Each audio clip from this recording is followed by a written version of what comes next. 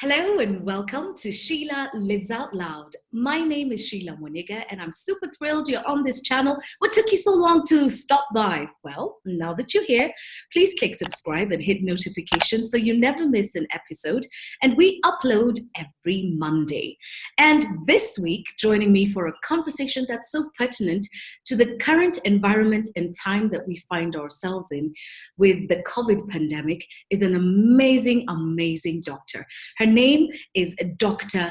Esther Ndindi, but you know her as Dr. Fitness. Yeah.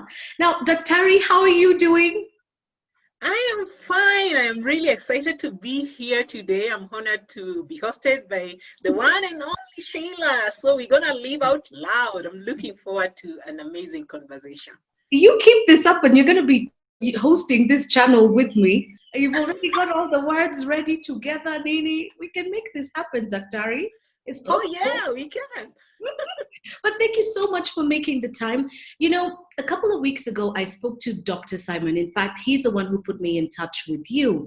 And we've already established right from March, it was a question of staying safe and doing your best. And the government, you know, in the beginning with the lockdowns, it was about getting ready for COVID, making sure hospitals had supplies, PPEs, and such like things. We are definitely a lot further away from March, and a lot has happened since then. And where we are now is community transmission, which is a really difficult place to be because now it stops being about if you're going to contract the virus, it's when you contract the virus. Oh, yeah. And that's a very good thing to imagine, you know, because you're thinking, I'm washing my hands, I've not touched my face, I have a mask. Look, I've got a mask, I can barely breathe. I mean, and I'm just kidding because a mask is important for you to breathe. So the discomfort of having a mask on is nothing compared to the discomfort of needing a ventilator or being on oxygen. Yes. So here we are knowing that it's a question of when. So we look at what's in our hands. And that's why I'd like to have this conversation with you, because it's bringing that responsibility to you, to me, to all of us as individuals, what needs to be done. So before you jump into that, I'd like you to begin by helping us understand a little bit more about community transmission. For guys who are thinking, you're so doing. Okay, yeah, I think COVID is here. It's a reality. I know sometimes back in last year, November, December, we were hearing about COVID in Wuhan, in China, and we thought, well, let it just stay there. We didn't think it was going to spread this much globally, and it's really wreaked a lot of havoc. It's really a tiny thing that really has brought the world to a halt.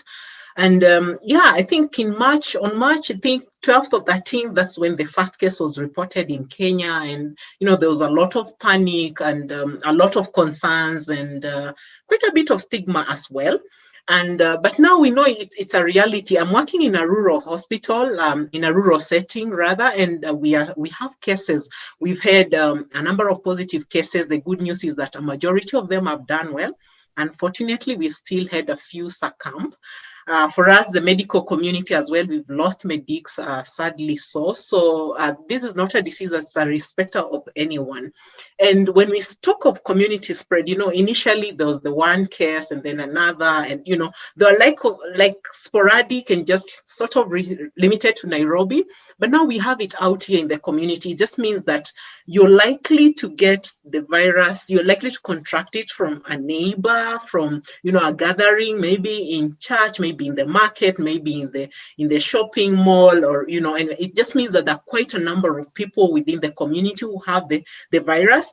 And the interesting thing with this virus is that people are likely to transmit it before they even develop symptoms. So you cannot know who has it. And that's why it's very important to still observe the simple guidelines we've been given by the Ministry of Health and through the CDC, the WHO. All these things are, you know, they're out there. We need to keep washing our hands, keep our masks on when observe social distancing as much as possible. Of course, they must kind of simulate a kind of social distance, because like if you're on board, you're flying, you're going to be seated next to someone, but they must have their masks on as well.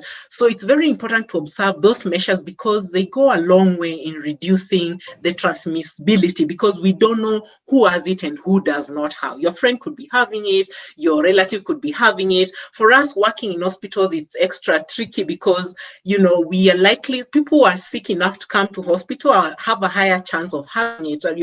Chances are that someone is sick, is having a respiratory problem, they're more likely to, one of the conditions could be COVID. So we are on the lookout for that, and we have to have our masks on throughout. Sometimes we are having to have face shields if you have to intubate someone. There are extra precautions that we have to take. So the thing is that no one is safe. It's not only for us healthcare workers who are at risk, but everyone out there in the community. So let's just keep exercising the measures as much as possible. And then, of course, lifestyle plays some role in, keeping us healthy, that in the event that we get it, because like you said, it's an issue of when. We all hope we'll not get it, but I've had so many of my friends get it and get well. So the thing is that we still need to ensure that our bodies are functioning okay to the best of our ability, so that in the event that we get it, we have a higher chance of surviving it. You brought it home. It's about how our bodies fight this virus. Now, we've noticed, in fact, it's not even a noticing thing. It was one of the key points of advice that was given. It was advice that was shared earlier in the year, that elderly people and those who have underlying conditions were more susceptible to having adverse effects when battling the coronavirus. But we've also since heard that perfectly normal people are also very capable of reacting very badly.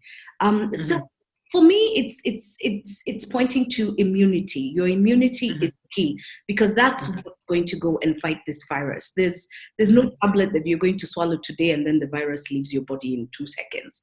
It's a war that happens within. So what is it that's happening? For instance, somebody who is going to contract the virus, they think they're quite okay, but then they really get very adverse reactions. And then someone else they get the same thing, but they're continuing with life. They don't even sneeze. They don't even feel temperature changes.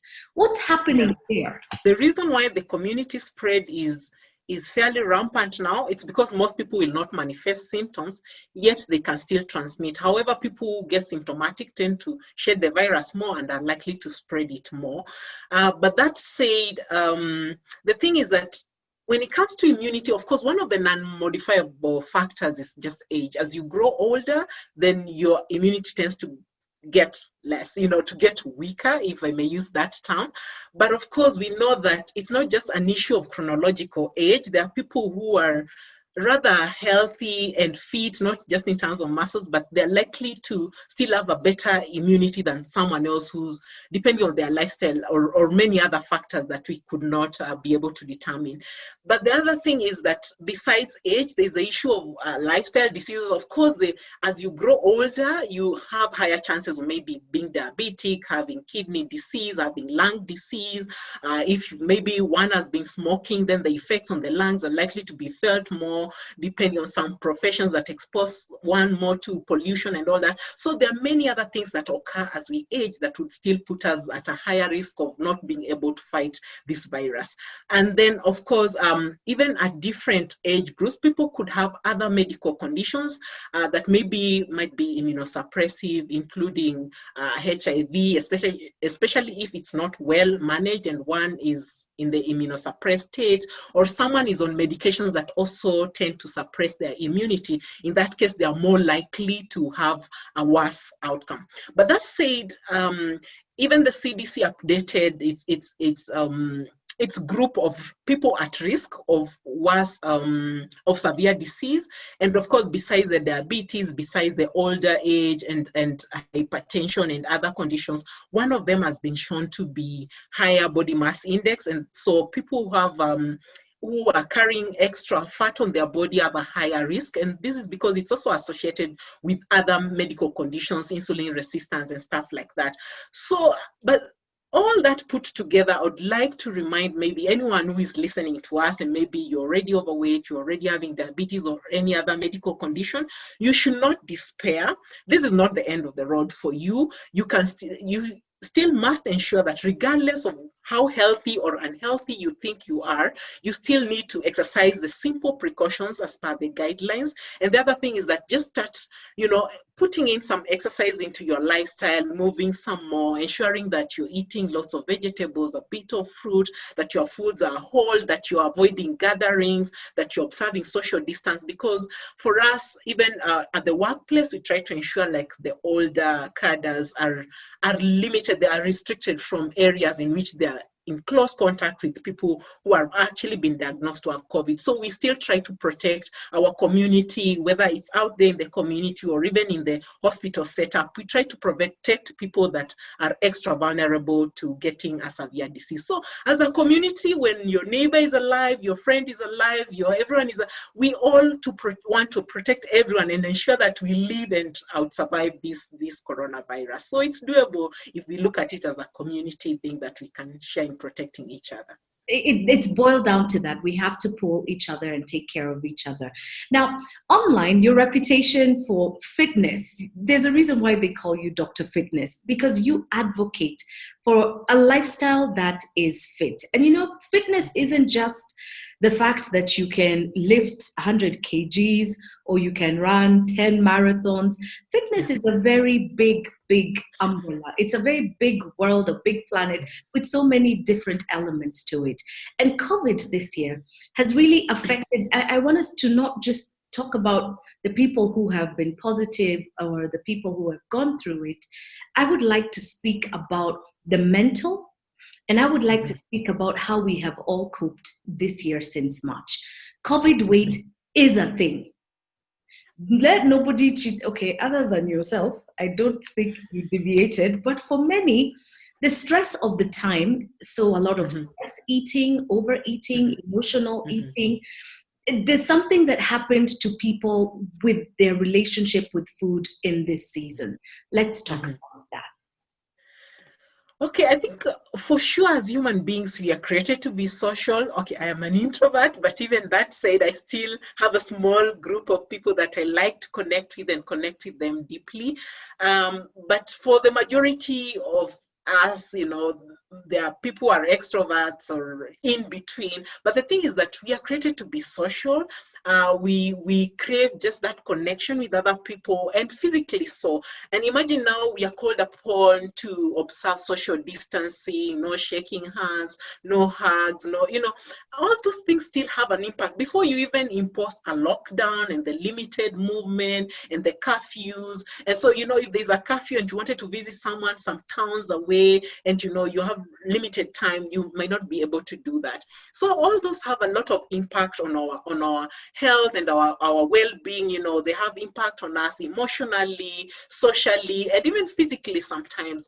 And because of all these stressors, coming together, because as human beings, we adapt differently. Some people are likely now to revert to, okay, I'm not able to meet Sheila and have a chat over coffee or whatever.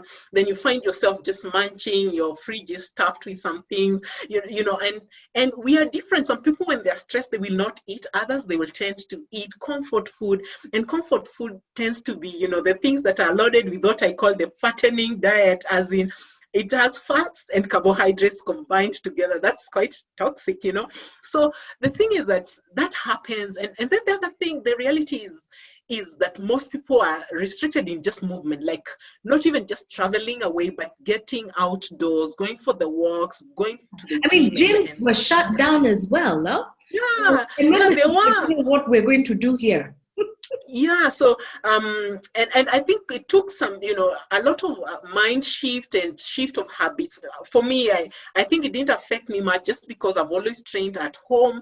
I don't use a lot of weights. I have a few weights, there's some dumbbells, things I can just do at home. So that didn't affect me much. But for some people, it was really, such a great change, and adapting is not easy. Before you shift and realize, okay, I need to start doing something else. Maybe you're used to lifting heavy weights, and now, I mean, you can't do that safely at home, and trying to start doing other things can just take a toll on someone's thinking and emotional well-being. So truth be told is that this COVID has really changed the way we look at things, and I actually believe things will never be the same again, even post-COVID.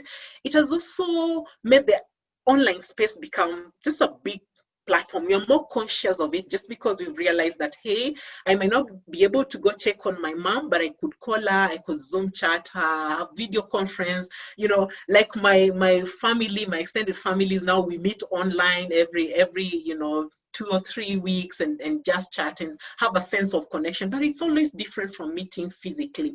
So all that said, it's just good to remember that as much as there are all these concerns, and as much as we are restricted, we can't live life as normally as we were used to. We have to adapt to a new normal, and knowing that by limiting how much you're doing your comfort food, eating the right things, or facing your stressors as opposed to stuffing your face with food, is going to make a lot of difference. So the thing is that we have to realize that the habits we carry on are likely to influence how much we are at risk, even of having a bad disease with the COVID itself. So when we come to the point of understanding, why should I change my habits, the why is what is going to drive us to making the right decisions. It takes quite a bit, but I must say that so far we have had more cases. I think we've lost about 1,400 lives here in Kenya so far to COVID, and I think we've had close to 100,000, I think 80 something thousand currently. That's quite a bit, but what has happened over time is that we are past the shock phase, and we are accepting, hey, this thing is here, we don't know for how long it will be with us, so we might as well move on, but not neglecting what we can do to keep ourselves safe. So we still need to move and look for ways for moving and getting outdoors. And hey, if you can bask in the sun, some vitamin D is good for our health and boosting our immunity as well. So that would go a long way in, and even giving us a sense of well-being. Being locked in and staying just indoors has a depressing effect in itself. So just getting outdoors, breathing a bit, observing the social distance as well, just trying to connect to people that you love and love you back, whether it's via online or, sometimes you can chat your neighbor over the fence, those things can still be done, but we need to ensure that we are healthy. We need to check on people, be checked on. You can call a counselor if you think you need that kind of help, but we need to ensure that we are not only fit in our bodies, but in our mind and emotionally as well. All right. You've made mention of getting out to the sun, and there's just something about opening the curtains and you see the blue skies. Instinctively and instantly, you just feel like smiling. You feel a little comfort. And being outside is a good thing. But again, paying attention to the social distancing rules. So we have talked about the mental aspect of it, and you've made mention of the comfort food and movement. And it really, again, goes back to what you've said. It's all in our hands. It's all about the things that we do. A stronger immunity makes for a greater fighting capacity for you when you come into contact with the virus. So what's your advice on food? Are there certain foods that we should really add? And then we know the comfort foods are coming down. In fact, be quiet, stay in the back, quiet foods, the comfort foods. There are other foods that are now taking center stage. So what would you recommend? When it comes to food, I think I would start by saying first, it's good to start with the good mental food. I know before you think of the food you actually put in your mouth, the food you put in your mind matters a lot. And this is because if you're really stressed, you're also less likely to make good, healthy food choices, as in the edible food.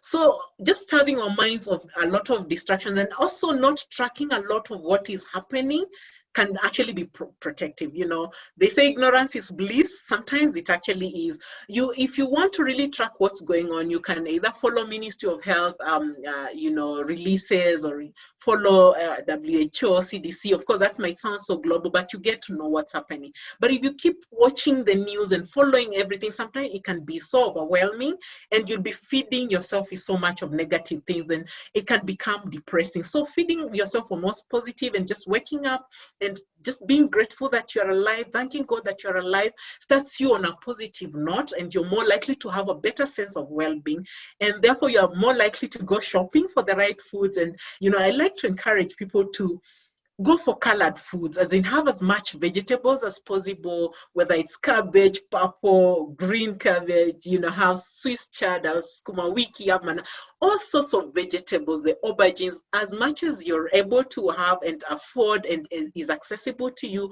and you're actually able to tolerate. Because, of course, vegetables not only have, their vitamin K, especially the green leafy ones, they have beta carotenes that's converted to vitamin A, they have some minerals in there, and other vitamins as well.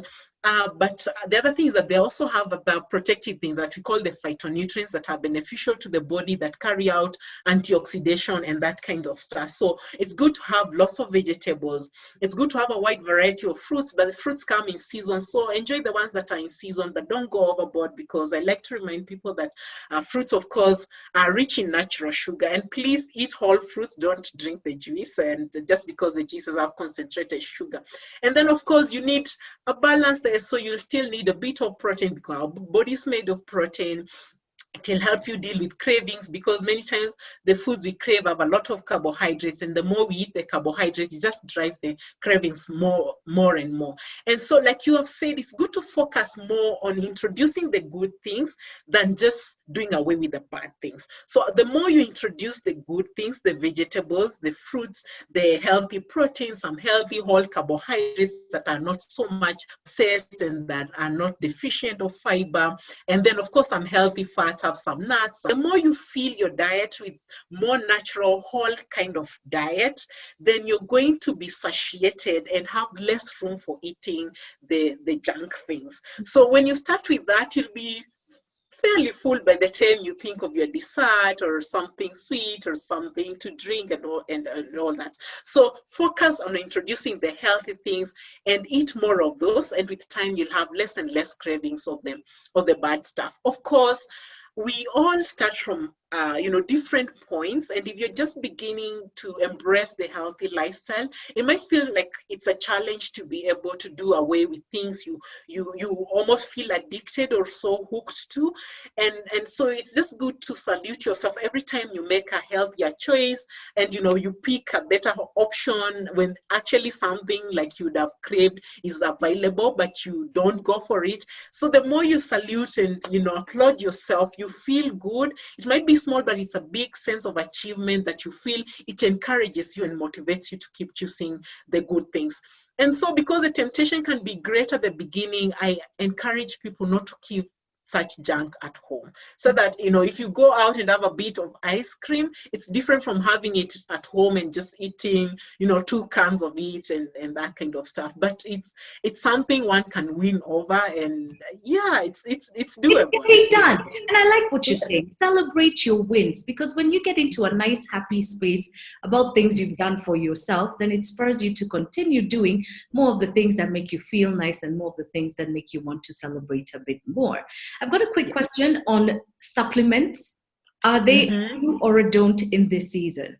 Of course, I really advocate for natural diet. Get as much as you can of nutrients from your natural diet. However, sometimes you might get prescriptions of things like maybe vitamin C, of zinc. Some people have supplement on vitamin D.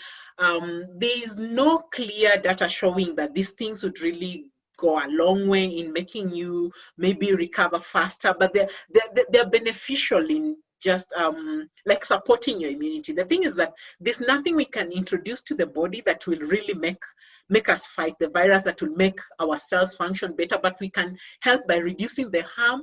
And by sometimes, if you're not certain that you have enough of them and maybe you don't want to go through the process of testing, you can still supplement. But I do not recommend being on supplements and monitored throughout, because sometimes some of these supplements, especially the fat soluble, can be stored in excess in the body. But largely things like zinc, the body will absorb whatever it needs, so long as your kidneys are working okay, your liver is working okay. So I do not recommend routine supplementation, but if it's by prescription, it's fairly okay. And the only problem is people focus more on the supplements and start neglecting their diet. I believe there's a way in which foods come naturally made by, God of the universe, that just comes in the right composition, that the body is going to get what it needs, that's best from something that's refined and all that. But I mean, being a medical doctor, we prescribe drugs, we know it's refined and all. So there's always room for supplements, but it might not go a long way in making a difference. So most importantly, try to ensure that you're safe, try to ensure that your diet is rich in all the nutrients. Yeah, but if you feel that supplementation is the way you need to go, that's still okay. But That's a personal choice. it doesn't make a See lot where of you difference. are. Yes. Okay. Yes. Talking about fitness before we wind up, I mean, talking to you is just a breeze. I mean, all the information. Talking about fitness in the house. There's some people who got used to the camaraderie of being in the gym, and now you're back home. There's things like swimming. Is swimming okay, by the way, Dr. Can we go back to pools? Yeah, okay, so swimming, some of us are like rocks, we'll just drop. Anyway, swimming is, of course, it's a fantastic exercise, but if you have to go swimming, the danger with swimming is that you're like, if it's like in public pools, there are many people there. I mean, you can't be swimming in a mask. That close contact might actually not be safe. Right. But if you're swimming by yourself, then Go ahead. yourself, Go that's for okay. it. So I think it's just the issue of avoiding the crowding and the risk of transmission. Okay. So what But would you it's a fantastic recommend? exercise, even for people with joint issues. It's very gentle. Yeah, it's very gentle, and I love swimming. I actually miss it very much. You should teach me. It's a deal, Terry. The things you're going to teach me, and then I'm going to teach you to swim. So it's okay. Give and take. Yes, this is how life is supposed to be. But what would you recommend in this season? And the holidays are here. So we're all bound to be snacking a bit more often. We're bound to be sitting with our families a bit longer. So when it comes to exercise, what would you recommend for the season? Okay, I'll start by saying, because of the likelihood of hanging around families and friends in this season, I think it would be more exciting to engage in things like team building activities with your masks on. But if it's your family, people you've been in the same house, like my family, we don't wear masks in the house, so we still play quite a bit.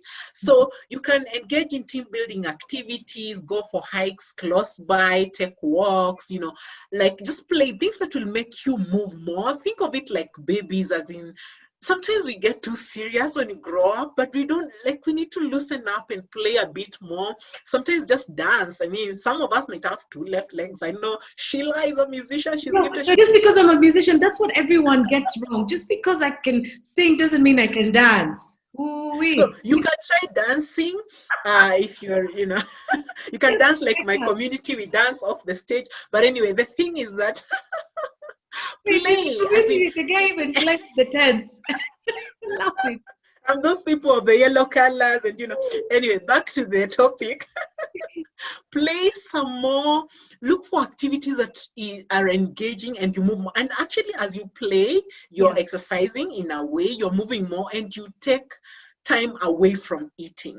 Then, of course, it's still good to try create a menu that's healthy. I know people will still throw in a few things that might not be on my healthy list, but if you can minimize those, that's going to go a long way to ensuring that we don't pile more kilos during the season. And so, I would encourage people to create activities that are fun around movement, whether it's dancing, whether it's playing, whether it's tug of war, anything that you can enjoy as a family or as a group of friends. And then, of course, try to create, ensure that there are still vegetables, there's some fruits instead of the desserts and the cakes. You can be having fruit instead. It comes with some nutrients and all that. Then, of course, I don't struggle. I told you I'm an introvert. People out here in social media might think that I'm very outgoing. That's not the way I was born. Like everything I've seen and heard with you, just speaking with you today, I'm thinking extrovert. But when you say I'm an introvert, I'm like, who are you talking about? I am actually a very shy person, so I enjoy working out at home. And so, yeah, of course, I have online classes I coach through, but the thing is that if one wants to do something at no cost, you can go on YouTube, you can hang out with friends and do something. But like you said, I know for most people who are like doing aerobic classes, they're used to just that camaraderie of being in a group. They miss that, and especially for the extrovert, and just being in rhythm and having someone pushing you, it might really be quite a big adjustment to make, just being able to work out alone. So those are some of the challenges one has to face and ensure that they still adapt, because it's a new normal. Those classes might not be readily available. I know some gyms have opened, but with the restrictions as well. So we still have to find something that we can do and do the best we can in the season. So we must still continue moving. We must still continue eating healthy, and most importantly, we must remember why. Because we want to be healthy, we want to enjoy life still, and we want to be there for our families or for our kids or for our friends and for ourselves. So that is very important. So we have to see how we can get all these, like eat our cake, not cake, and have it, or eat our fruit and have it. Yeah, we still have to see how we can do all that at the same time. Very well said. Daktari, you are an absolute breath of fresh air and slices of watermelon and sunshine and pineapples and apples and plums. You truly are an incredible, incredible person. You have just said it. It's all about making adjustments. If we're going to be healthier, if we've got a better fighting chance against the coronavirus, it starts with what's going on inside, how our armor looks like inside. If we put in enough fruit, if we put in enough vegetables, if we put in the motion, if you build yourself as a warrior now, the battle is not going to surprise you when it comes.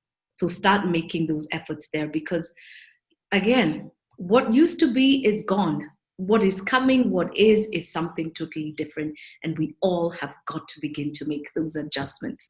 Thank you so much for talking to me. I know you're active on social media. Is it okay if we can share your social media handles? That's okay.